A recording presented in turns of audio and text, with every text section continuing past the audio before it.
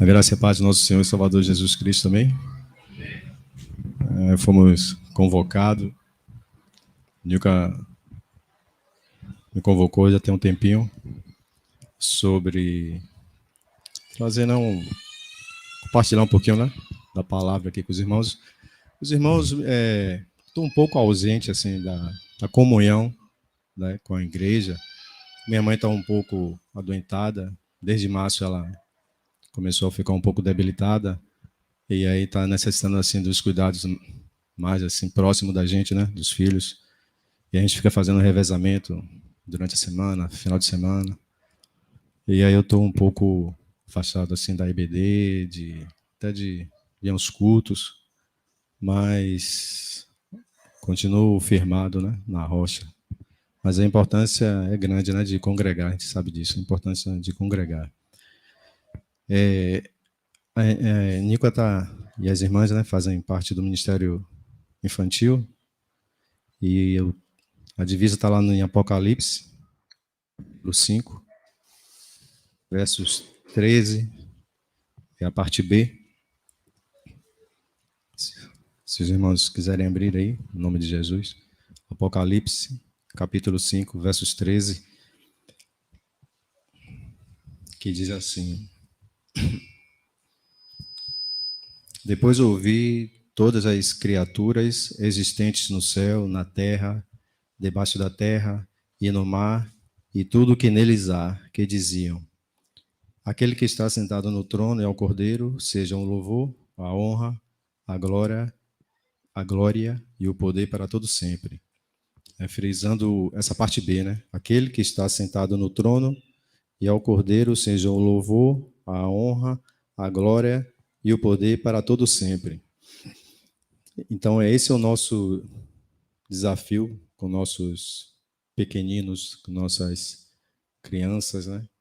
De colocá-los, de passar a mensagem para eles, para que eles fiquem sempre ligados em Jesus, o Cordeiro, sempre do lado, sempre próximo. E parece ser uma tarefa fácil, mas eu creio que não é tão fácil assim, não. Parece, mas não é tão simples. A gente tem essa responsabilidade e a gente tem que entender que depende muito da gente, né? De passar esse entendimento para as crianças, né? Que a partir de uma certa idade, aliás, a criança quando está no ventre da mãe, ela já ouve, né? O som, consegue identificar, né, aquele som do pai ou da mãe, quem estiver ali próximo, né? Valeu, obrigado.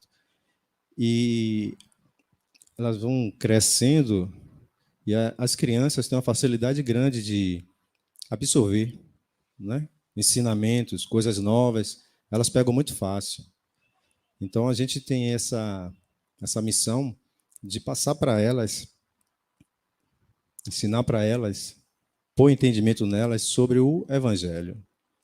Porque não é suficiente eu trazer, ou nós trazermos, né, certo, né, nossos filhos à igreja, e fora da igreja a gente não tem aquele momento que elas possam ser envolvidas com o Evangelho, né? Elas precisam ser envolvidas na igreja e também fora da igreja. E aí é que entra a nossa parte, né, de fazer com que elas fiquem próximas, né? Que o Evangelho fique sempre assim permeando a vida delas, de alguma forma, né? Do louvor, você em casa com seus filhos, né? Na oração, na leitura da palavra, né? Trazendo analogias, né? Histórias bíblicas, né? Sempre trazendo. Então ela está sempre envolvida, né? Está sempre envolvida, é importante. E elas aprendem fácil. Elas ouvem, às vezes não falam nada, mas elas estão captando. E quando a criança vai se desenvolvendo, né, elas começam a questão do porquê. Esse negócio de porquê de criança deixa a gente... Não me deixa mais cabelo em pé, porque, né, já quase nada, né? Mas o porquê das crianças, se a gente não tiver paciência para explicar o porquê, aí é um problema, sério.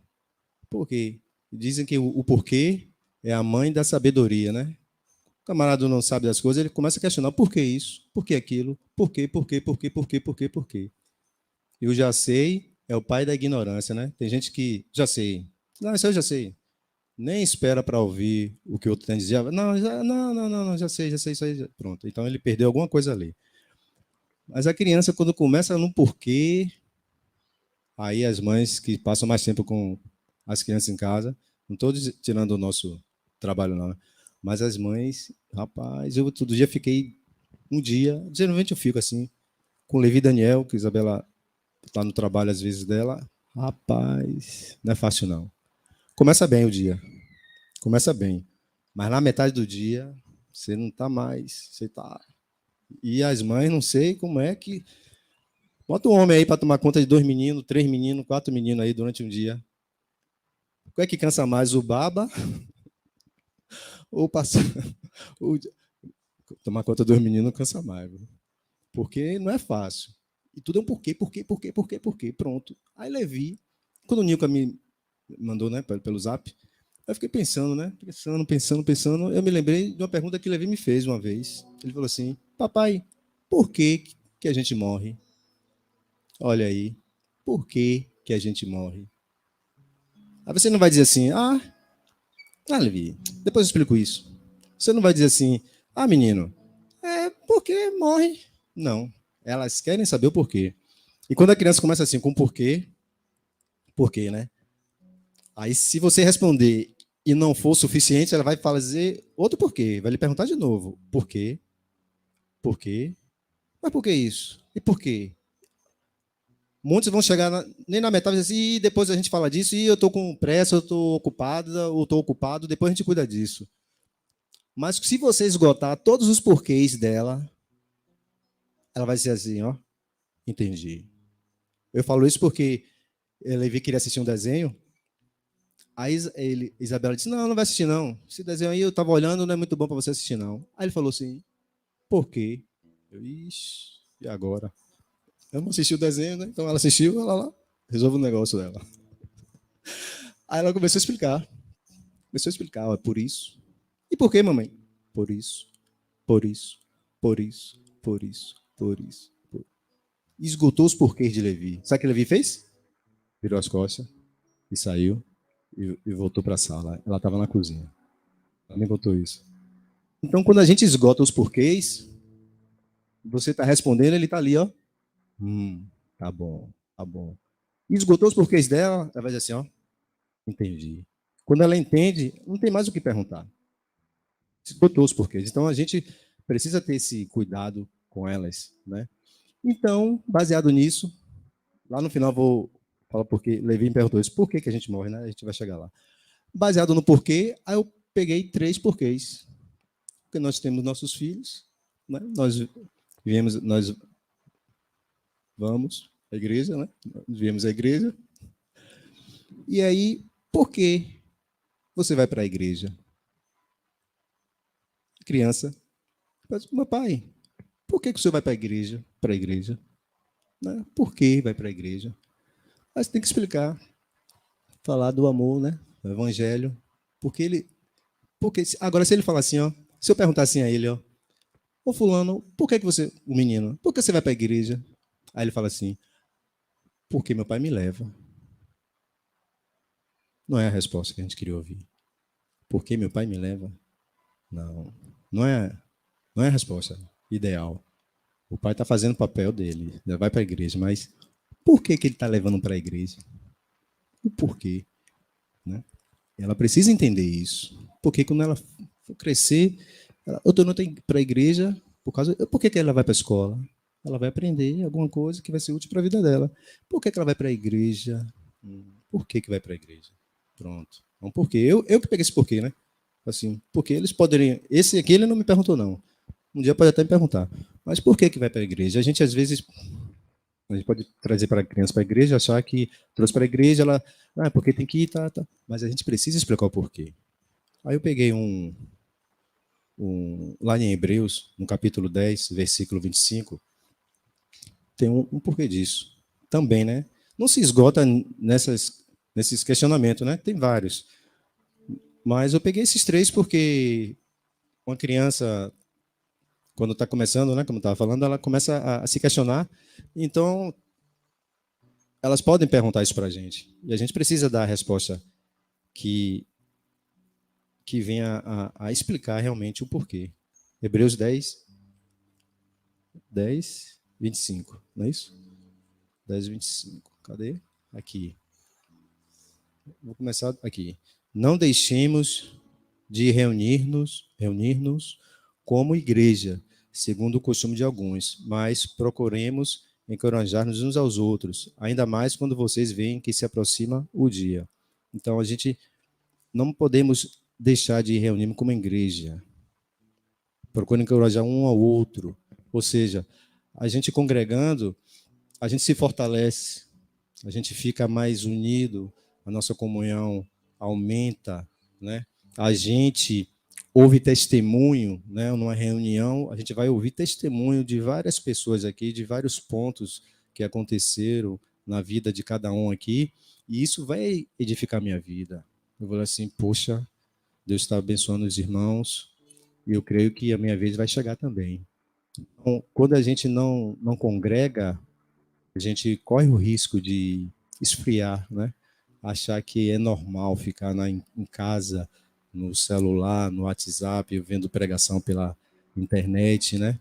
E a gente deixa de estar mais próximos um do outro. Às vezes o irmão está precisando de um abraço, uma palavra, porque às vezes a palavra, a gente tem que ter cuidado com a palavra, porque a gente pode botar a pessoa para baixo, para cima, dependendo do estado da pessoa, a palavra que a gente lança penetra no coração do outro e aquela palavra pode muito ferir e botar ainda mais para baixo uma pessoa que já está. Às vezes a pessoa está ali, mas você não sabe o estado emocional dela. Então a gente precisa ter cuidado com a palavra, né? Da mesma forma que a gente usa, pode usar, não deve usar, mas se usou de uma maneira errada e feriu, a gente também pode usar essa mesma palavra, uma palavra para colocar a pessoa no astral melhor, baseado dentro da palavra de Deus, né? Então,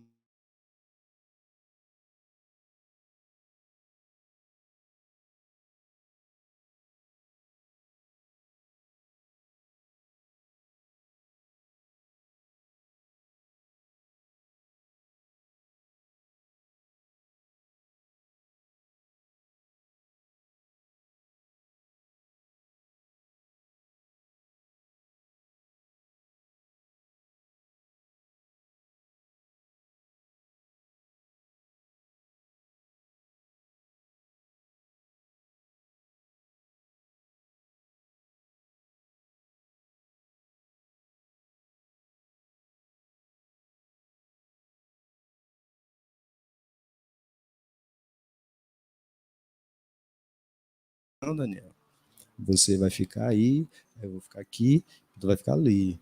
Tá bom, papai. Mas ele tem isso, entendeu? Da criança mesmo, né? A gente vai, né, cortando devagarinho, devagarinho, senão a coisa cresce aí, né, é mais trabalho. A gente vai cortando, mola o machado, aí vai devagarinho, com amor, né? Pronto. Então, por que devemos orar? Por que devemos orar? Vamos lá no livro de Atos, no capítulo 12, a gente vai ler do versículo 1 ao 11. Atos.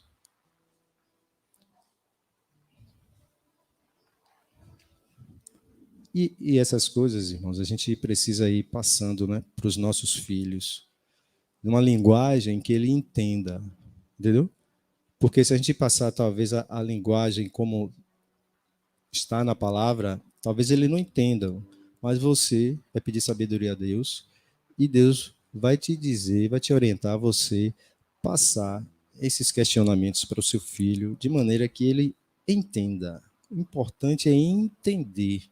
Quando eu entendo uma coisa, eu sei o que eu estou fazendo. Então ninguém vai me enganar. Né? Se você. Atos 12, do 1 a 11. Então, se você passa para o seu filho, né, de forma que ele entenda, né, por que ele está na igreja, por que ele deve orar, aquilo vai ficar na mente dele. Quem lembra? Não, vocês não lembram, não. Só a gente aqui que. Né, da nossa. Compre batom. Lembra essa propaganda? Compre batom, compre batom, compre batom. E não só ela, tem outras frases que a gente começa a ouvir em propaganda aí fora, assim, o cara do gás, anunciando, você fica com aquilo na mente. Então, é importante demais a gente envolver os nossos filhos com o evangelho, não só quando eles vêm à igreja. É importante, porque aquilo que você está falando ali está formando ele. Você pode nem estar percebendo, mas tudo que a gente faz em casa, todas as nossas ações de falar, de fazer, está moldando ele. Nós estamos programando eles, sem você saber perceber, e sem ele lhe dizer nada, nós estamos programando os nossos filhos todos os dias. E se aquilo se repete todos os dias do ano, pense aí, todos os dias, a mesma coisa. Todos os dias, a mesma coisa. Se for coisa boa, coisa. Claro que a gente não é perfeito, não vai acertar em tudo, mas a gente precisa estar atento qual é a programação que eu estou fazendo no meu filho, porque nós programamos, sim. Não é programável, mas o que você fala, o que você faz, o que a mãe e o pai faz, o ambiente que ele vê, o ambiente que ele está observando, está programando ele. Quer ver uma coisa? Se você botar na cabeça do seu filho que é difícil fazer vestibular, ele vai crescer com essa ideia. Ele vai alimentar essa ideia que é difícil porque fulano fez e perdeu, porque fulano tentou e não passou, porque não sei o quê. Estou falando isso porque isso aconteceu perto da minha família. Então, é difícil a pessoa se desbloquear. Então, cuidado com o que nós estamos falando dentro da nossa casa, porque nossos filhos estão sendo programados pelo que a gente fala e pelo que a gente faz. Vamos lá em... Foi Atos, né? 12, do 1 a 11. Vocês acompanham, eu vou lendo aqui. Nessa ocasião, o rei Herodes prendeu alguns que pertenciam à igreja, com a intenção de maltratá-los, e mandou matar a espada Tiago, irmão de João. Vendo que isso agradava aos judeus, prosseguiu prendendo também Pedro durante a festa dos pães sem fermento. Tendo-o prendido, lançou-o no cárcere, entregando-o para ser guardado por 4 escoltas de 4 soldados, cada uma. Herodes pretendia submetê-lo a julgamento público depois da Páscoa. Pedro então ficou detido na prisão, mas a igreja orava intensamente a Deus por ele. Na noite anterior ao dia em que Herodes iria submetê-lo a julgamento, Pedro estava dormindo entre 2 soldados, preso com 2 algemas, e sentinelas montavam guardas à entrada do cárcere. Repentinamente apareceu um anjo do Senhor e uma luz brilhou na cela. Ele tocou de um lado de Pedro e o acordou. Depressa, levante-se, disse ele. Então as algemas caíram dos punhos de Pedro. Olha aí. A gente conhece isso, né? Pedro está preso, e aí a igreja, mas a igreja orava. Então a gente precisa explicar para os nossos filhos que as nossas orações fazem com que Deus, segundo um tempo dele, influencie algo que está acontecendo aqui na terra. Então a oração nossa influencia algo que está acontecendo aqui na terra. Então a gente precisa explicar isso para ele. Então Pedro estava preso, né? E a igreja ora, né? A igreja, muitos orando. Então a igreja hoje somos nós somos a igreja, né? Onde nós estivermos, nós somos igreja, a igreja de Cristo, né? Nós somos representantes de Cristo aqui na terra. Então quando a gente ora, né, nós temos essa legalidade em nome de Jesus para que Deus venha nos favorecer aqui na terra de alguma forma. Então, nossos filhos precisam entender isso, porque pode chegar algum momento de, não sei se aconteceu com algum dos irmãos, de você estar assim numa situação que está você, uma situação crítica, e aí você começa a clamar por Deus, pedir ajuda a Deus, né? E a coisa realmente melhora e Deus abençoa. Então, nossos filhos, infelizmente, nós sabemos como é hoje, como está a educação, né? Como tá as coisas no mundo, né? Então, nossos filhos vão ser inseridos em escolas, em grupinhos, e pessoas até da mesma idade deles, mas, vamos dizer assim, mais para frente, não sei se a palavra é essa, assim. Nossos filhos talvez estejam não tanto não sei se é a palavra é vivido, assim, não é isso, mas tem meninos mais sabidos, mais espertos, mais descolados, pronto, mais descolados, porque eu, na época de um desses meninos aí, eu perdia feio. Então, eles hoje, esses meninos aí, de certa idade, eles são mais descolados, então nossos filhos vão estar inseridos no meio deles. E pode vir a acontecer alguma coisa tramando contra os nossos. Então, eles precisam entender que papai e mamãe não estão lá, mas Deus está com eles. Tá ali colado, tá de olho. Então, não tem papai, não tem mamãe. O que é que eu tenho que fazer? Eu tenho que orar, pedir ajuda a papai para que ele me livre do mal, né? E é assim que tem que ser. E aí eles vão entender o valor da oração. Pedro preso, a igreja ora e Deus opera. Então Deus opera quando você também ora. Se você não ora por alguma coisa, com fé, claro, né? Então a coisa não acontece. E por que eu oro e não acontece? Porque nosso papel é crer. Perguntaram assim a Jesus: qual é o trabalho que Deus requer que nós façamos? Está no livro de João. A gente fala assim: ó, a obra de Deus é essa, crer naquele que ele enviou. Pronto. Então, nossos filhos já precisam crescer com esse entendimento. Porque tem muito o que super-herói, né? É o que Homem-Aranha, assisti muito, Homem-Aranha, Super-Homem, né? E quem mais? Capitão América, Homem de Ferro. Não são todos desenhos, né? E eles acabam, ficam mesmo, né? Ficam muito ligados, né? No desenho, querendo ser um deles, né? E a gente precisa mostrar para eles que existe nosso Deus, que nos guarda, nos protege, né? Nos livra das situações ruins.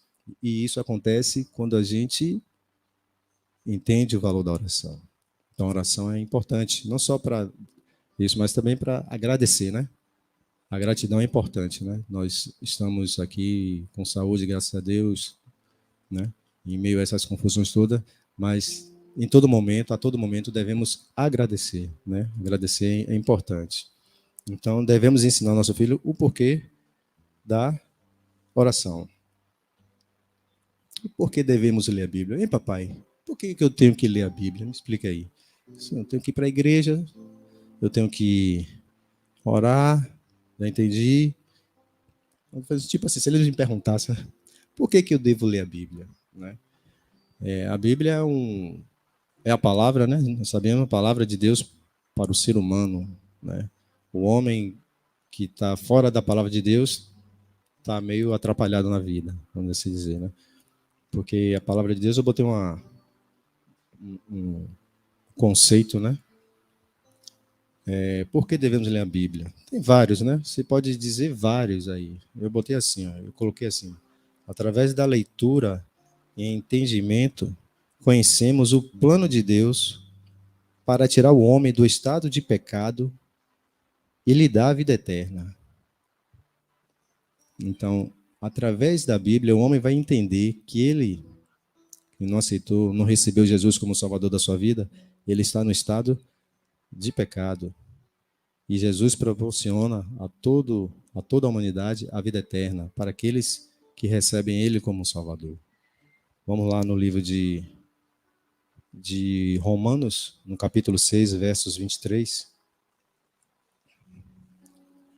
Romanos, capítulo 6, versos 23, diz assim: pois o salário do pecado é a morte, mas o dom gratuito de Deus é a vida eterna em Cristo Jesus, nosso Senhor.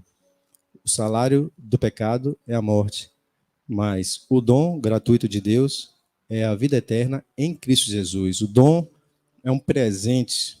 O dom é presente. Você vê, dom, presente de Deus, que ele oferece de forma gratuita. Então, quem não quer um presente? Se eu comprar um presente aqui, pastor, um relógio bacana, comprei um presente. Sei que ele vai receber. Claro que vai receber. Mas imagine uma pessoa, você compra o presente e vai dar esse presente para ela, e ela não quer o presente. O que é que você vai fazer? Você vai forçar a pessoa a receber? Não vai. Então Deus faz assim. Deus O presente já está aí. A pessoa escolhe receber o presente. E ele dá de forma gratuita para nós, mas a gente sabe que foi pago um alto preço.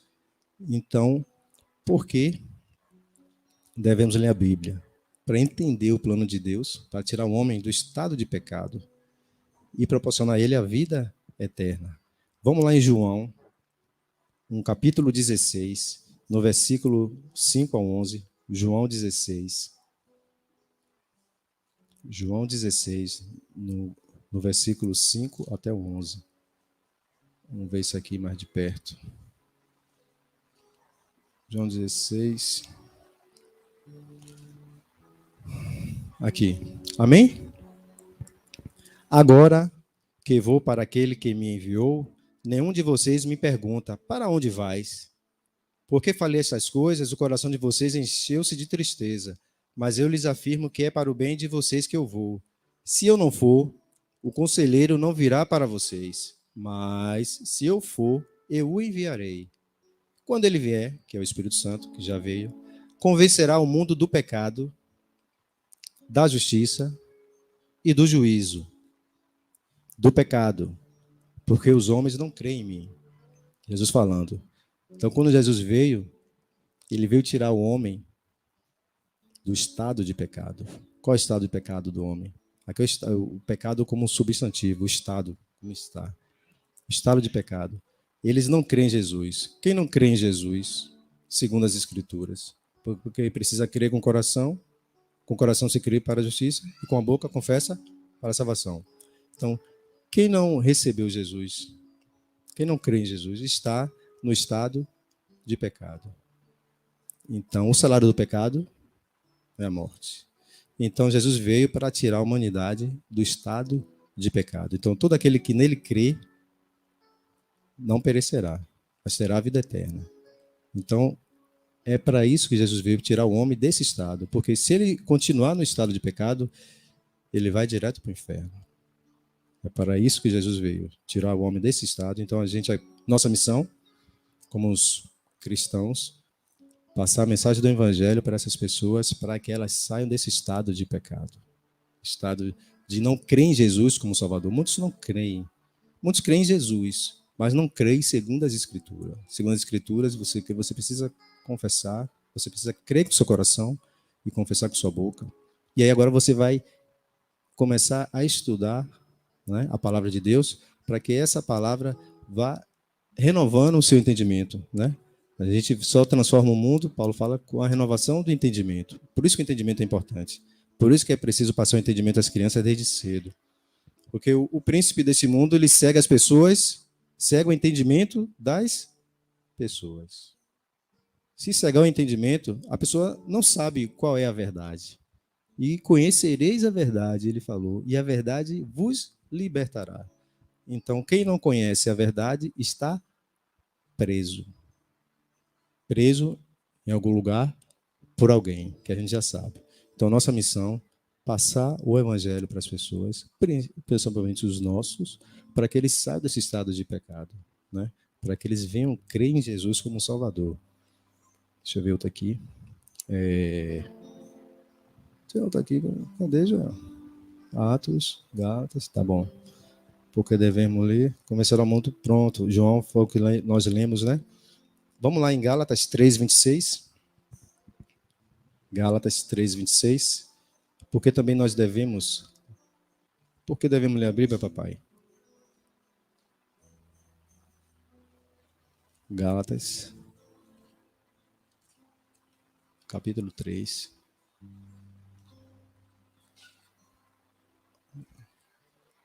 Espera aí.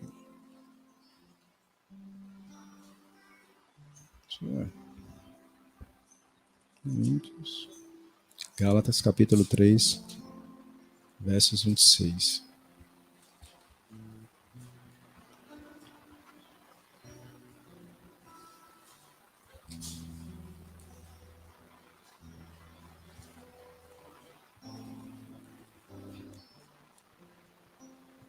Gálatas 3:26, aqui. 3.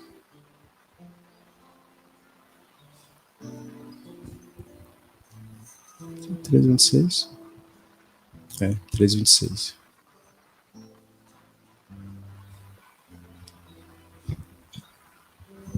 Diz assim. 3:26 não, 3:23. Não, 3:26, é isso mesmo, 3:26. Todos vocês são filhos de Deus mediante a fé em Cristo Jesus. Todos vocês são filhos de Deus mediante a fé em Cristo Jesus. Então, quando eles ficarem maiorzinhos, eles vão tendo esse entendimento que é necessário também o batismo, né? Necessário crer em Jesus como nosso Salvador. Aí depois vem a outra etapa, vem o batismo. Então agora nós nos tornamos filhos de Deus. Todos nós somos filhos de Deus mediante a fé em Jesus. Então todo aquele que crê em Jesus segundo as Escrituras se torna filho de Deus. Nós somos filhos de Deus. Jesus era o unigênito, né? Depois ele passou a ser o primogênito. Porque depois dele tem vários filhos. Então ele foi o primeiro. Ele era único, agora ele é depois o primeiro, e agora somos vários, né? Somos vários filhos de Deus. Amém? Tinha outra coisa aqui que eu não achei aqui, mas não tem nada não. Então, como filho de Deus, essa é a sua identidade. Então agora você tem uma identidade nova, você é filho de Deus. Como filho de Deus, você tem direito a muitas coisas. Mas isso não é para hoje, não. Muitas coisas. Aí Levi me perguntou por que o homem morre. Eu disse, ele falou, papai, por que o homem morre? A gente estava almoçando, né? Por que o homem morre? Vamos lá em Romanos, capítulo 5, versos 12. Romanos 5, 12. Por que o homem morre, papai? Poxa, não deveria morrer, não. Por que o homem morre? Nós nascemos, na verdade, se não fosse o erro de Adão, né, nós não experimentaríamos a morte. 5,12 diz assim, ó, portanto, da mesma forma como o pecado entrou no mundo por um homem e pelo pecado a morte, assim também a morte veio a todos os homens porque todos pecaram. Então, por que a gente morre, papai? Eu disse, por causa de Adão. Porque, aqui, ó, portanto, da mesma forma como o pecado entrou no mundo por um homem. Por que a gente morre, papai? Por causa de Adão. Adão cometeu o erro, e aí a gente morre por causa de Adão. Aí ele falou assim, pô, papai, não é justo. Realmente não é justo. E pelo pecado a morte. Assim também a morte veio a todos os homens, porque todos pecaram. Todos pecaram, todos que vieram de Adão, até aceitar Jesus, estavam separados da glória de Deus. Depois que receberam Jesus, aí agora não. Aí agora você agora tornou filho de Deus. Mas todos que vieram de Adão até receber Jesus, todos pecaram. Já nasceram no pecado. Já nasceu recebendo o pecado. Aí Levi falou, isso não é justo. Não está certo. O que foi que eu fiz para merecer o erro de Adão? Aí eu falei, tá bom, Levi. Vamos lá, Romanos 5,18. Está pertinho. Consequentemente, assim como uma só transgressão... Só que eu não falei assim, né, irmão? Eu fui explicando. Consequentemente, assim como uma só transgressão, que foi o erro de Adão, resultou na condenação de todos os homens, assim também um só ato de justiça resultou na justificação que traz vida a todos os homens. Logo, assim como por meio da desobediência de um só homem, muitos foram feitos pecadores. Quem foi esse homem? Adão. Pela desobediência de Adão, muitos foram feitos pecadores. Assim também, por meio da obediência de um único homem, muitos serão feitos justos. Ou seja, Deus, aí que entra a justiça de Deus em Cristo. Porque, como Levi falou, não é justo, eu não fiz nada, receber o pecado, o erro que Adão cometeu. Pronto, Levi. Como você não fez nada para receber o pecado que Adão cometeu, agora você também não pode fazer nada a não ser receber Jesus. Receber Jesus para se tornar, como está dizendo aqui, muitos serão feitos justos, aqueles que aceitaram, que aceitarão. Então, Por meio de Adão pecou, todos se tornaram pecadores. Por meio de Jesus, aí entra a justiça de Deus. A balança fica equilibrada. Por um entra a morte e o outro a vida. Então Deus não manda ninguém para o inferno. As pessoas rejeitam a Jesus. Se rejeitam a Jesus, é o presente, não quer. Deus não manda ninguém para o inferno, porque Deus amou o mundo de tal maneira que deu seu Filho unigênito para todo aquele que nele crê não pereça, mas tenha a vida eterna. Então Deus não manda ninguém para lá, Ele quer que todos tenham a vida eterna, mas as pessoas rejeitam a Jesus. Aí foi assim que eu expliquei a Levi. Levi, você lembra aquela história de Davi e Golias? Está lá o exército de Israel e o exército filisteu. Foi filisteu? Foi. Golias grandão. Pronto. Todo mundo com medo. O povo de Israel estava com medo. Todo mundo com medo. Vem um pequenininho, sabido, né? Olha assim. Eu mato urso, mato leão. Isso aí não é nada para mim. E o que é que eu vou ganhar com isso? Ele começa a indagar, né? O que é que ele ia levar com isso? Aí o pessoal fala, pronto. Aí Davi vai e vence a batalha. Vence a batalha. Quando Davi vence a batalha, o povo de Israel recebeu a vitória também por causa da vitória de... Por causa de um, todos receberam a vitória. Não é assim? Então, por causa de Jesus, agora, por causa de Jesus, nós recebemos a vida eterna, por causa dele. É por causa dele. Então, Davi lutou, ele sozinho venceu. Jesus veio, ele que fez todo o trabalho para nos dar o presente. Entendeu? Então, quando nossos filhos entendem isso, vai entendendo o trabalho de Deus, fica mais fácil. Porque lá na frente eles não vão ficar pensando em abandonar isso. Eu falei assim também para ele: observe, nós aqui, o Brasil tem 5 títulos mundiais. A Aline é pentacampeã. Pergunte se a Aline entrou em campo para jogar bola, para ser penta. E por que a Aline é penta? E por que nós somos penta? Porque o Brasil foi pentacampeão. Por causa da vitória do Brasil, nós somos vencedores. Por causa da vitória de Jesus, nós somos mais que vencedores. Então, por causa da vitória de Davi, o povo de Israel teve vitória. Por causa de Jesus, nós temos a vitória. Agora imagine esse pessoal de Davi, pessoal lá de Israel, chegando lá no acampamento. Uma boa notícia. Eles deram uma boa notícia para quem estava lá no acampamento. Qual foi a boa notícia? Davi venceu Golias. Hoje nós temos a boa notícia. É Jesus, é o Evangelho, é boa notícia. Então nossos filhos precisam, desde cedo, estar ouvindo sobre o Evangelho, para que quando eles cresçam firmado naquilo que eles entendem como verdade.